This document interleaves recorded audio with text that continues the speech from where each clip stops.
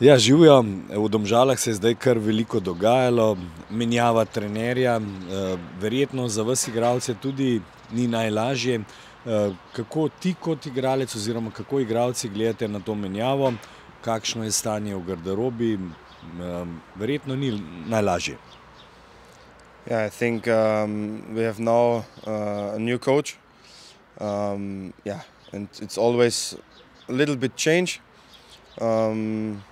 Yeah, in the past it was like this. That means that we in the team we didn't perform well. So yeah, it's always a little bit difficult. But I think at the first training with Logi, we do it well. We make a good training. Yeah, and we will see how the last games are going.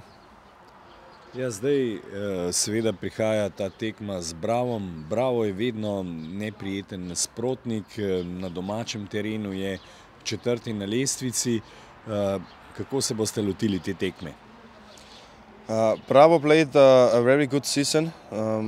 They are a very good opponent, and it's always difficult to play, especially away against them. And yeah, but I think we trained very good until now, and we have a good focus in the team, and we will do everything that we will win this game.